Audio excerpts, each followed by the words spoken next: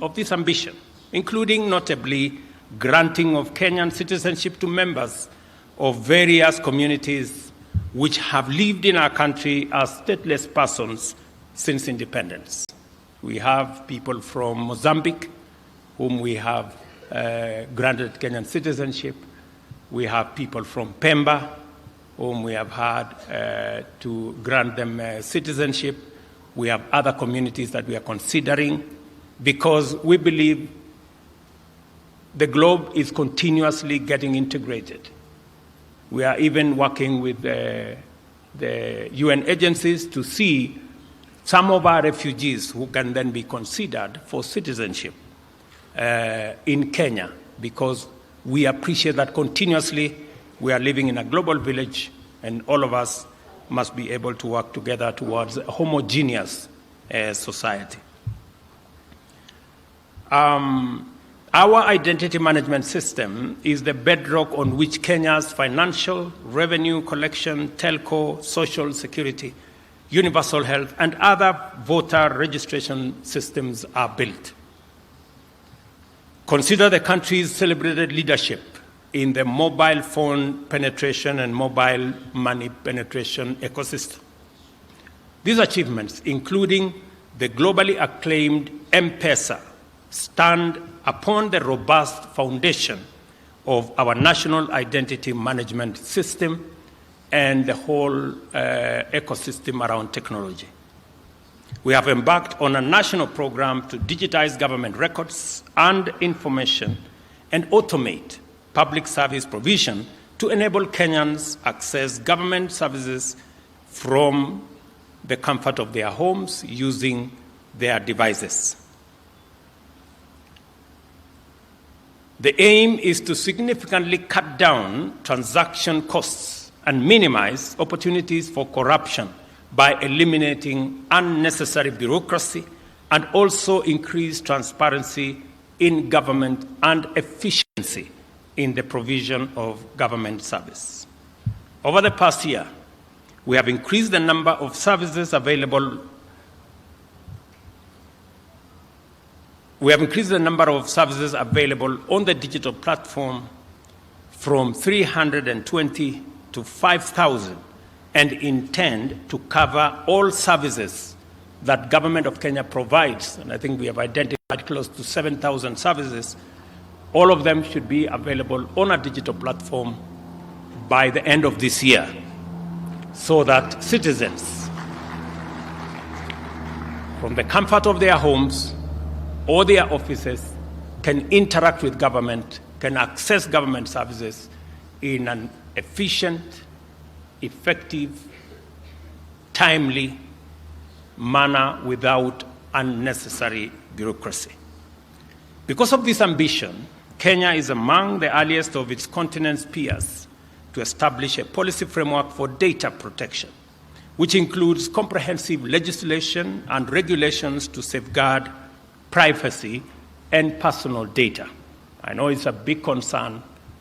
People don't want their medical records, they do not want their personal data to be abused or to be used by people who are unauthorized. And that is the reason why we have a comprehensive data protection legislation that provides security for the use of data that is available on the digital platform for people who are only authorized to access that information.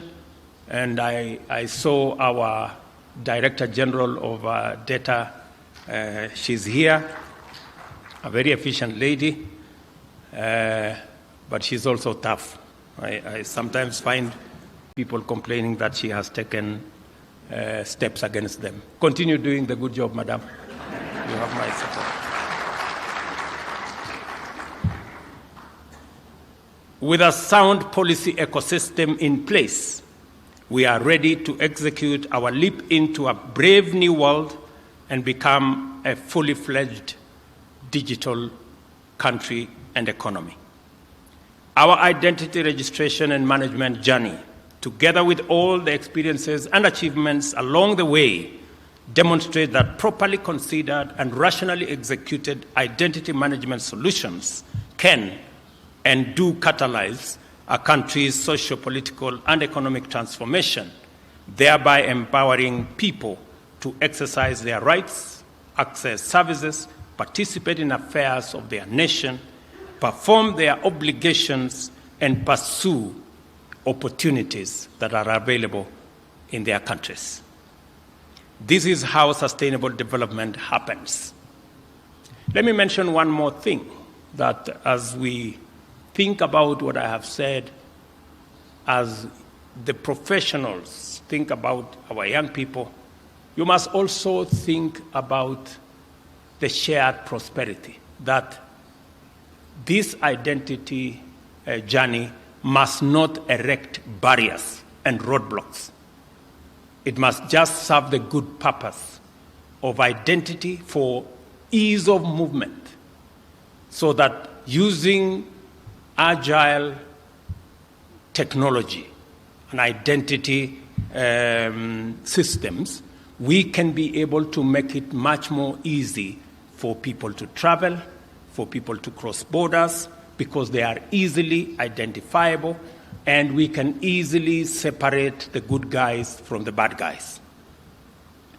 That way, and I am talking to those of us from our continent, we should be able to eliminate the barriers that currently impede our ability to work together, to trade together, to invest together. We all know that the level of intra-Africa trade has been impeded by our inability to work together. As you work on these digital identity management systems, you must be sensitive to the fact that Africa is lagging behind in matters of trade between ourselves. Our identity ecosystem must facilitate us to actualize the tenets and the principles of the Africa Continental Free Trade Area that provides us an opportunity to trade, to increase intra-Africa trade from currently less than 10% to where Europe and the rest of Asia and the Americas are around 50-60%. We can be able to unlock huge potential in our economies by facilitating the movement of people, goods, and services in our continent, and be able to unlock the great potential that exists in our continent. It will also give us the opportunity to balance trade between our continent and the rest of the continents. It will also enable us to make a contribution to world trade and commerce and business. Today, we are contributing less than 3% of world trade. It's not that we do not have tradable goods. It is not that we do not have the men and women to do it. It is because we are not working in concert. We are not working with synergy. And hopefully the professionals who are here from our continent will want to appreciate that going into the future, we must make the world better by making our contribution. We have 17% of the population as we talk, yet we contribute only 3% of world trade. We must up our game, and hopefully those of us who are here can be